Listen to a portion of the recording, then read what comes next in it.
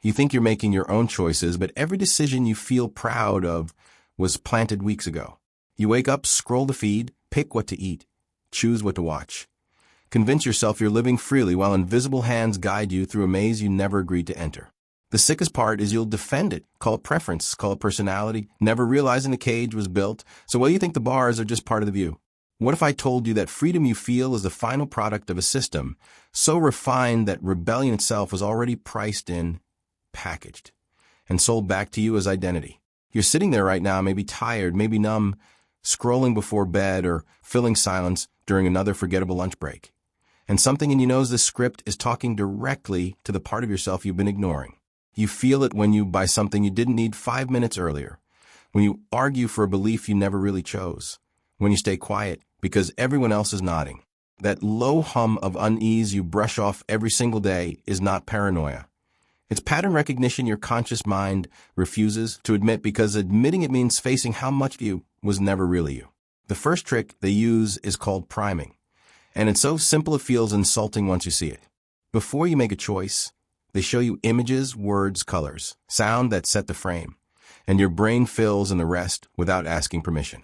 Pavlov trained dogs with bells, Skinner shaped rats with levers, and Bernays sold war and cigarettes by linking them to freedom and sex. But the game didn't stop in the lab of the last century. It went corporate, it went digital, it went straight into the architecture of your day. You see a word like natural on a label and your defenses drop. You hear a song from your teenage years in a commercial and suddenly you're buying nostalgia in a bottle. You watch a show where the cool character uses a certain phone and 2 months later you're holding it, convinced it was research. They don't force you, they don't need to, because a choice was already made before you even knew a decision was coming. The second trick is social proof, the fear of being outside the circle, the instinct that kept your ancestors alive in the tribe but now keeps you obedient in the algorithm. If everyone else is doing it, buying it, saying it, your brain assumes it must be safe, must be right, must be the move, even when your gut says otherwise. You see the like count, the view count, the res hair count, and it's not information anymore, it's permission. Restaurants with long lines get longer lines, ideas with momentum become movements. And dissent gets quietly swallowed because no one wants to be the first one to say, the emperor has no clothes. This is the same trick that sent millions marching into wars they didn't understand. The same mechanism that made entire generations poison themselves with products their neighbors endorsed. And now it's embedded in every feed, every recommendation, every curated comment section, designed to make you feel like the crowd is always watching and agreement is survival. The third trick is scarcity. The illusion that time is running out, that you'll miss it, that everyone else will get it, and you'll be left behind. And it works because your brain is wired to overvalue loss more than gain. Limited time offer, only 3 left, exclusive drop, early access. The words don't even matter anymore because the pattern triggers the panic, and the panic triggers the click. You've bought things you forgot about a week later just because a countdown timer made your heart beat faster. And you didn't even realize you were being hunted. The fourth trick is the illusion of choice. The feeling that because you pick from a menu, you're in control even though someone else wrote the menu, limited the options, and made sure every path leads back to the same result. You vote between 2 parties that both serve the same donors. You pick between streaming platforms that all push the same agenda. You choose your morning coffee from a chain that tastes identical in every city. And you call it freedom because the aesthetic of choice is enough to satisfy the craving for autonomy.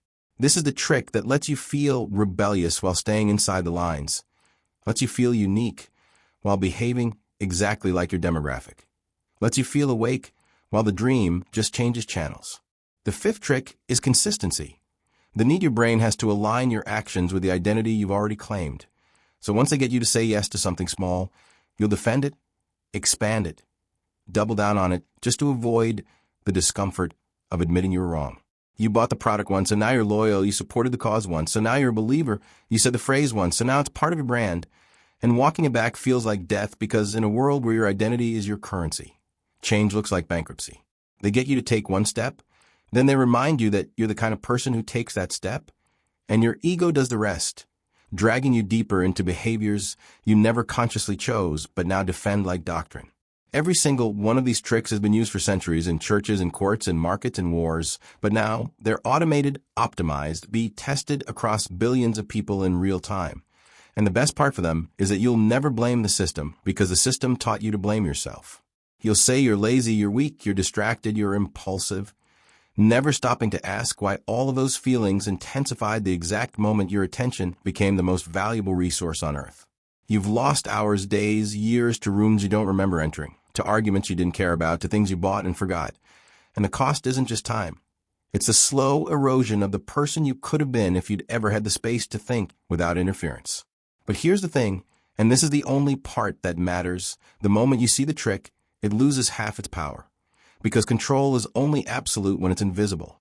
You can't unsee a pattern once it's been named. You can't unhear a frequency once it's been pointed out.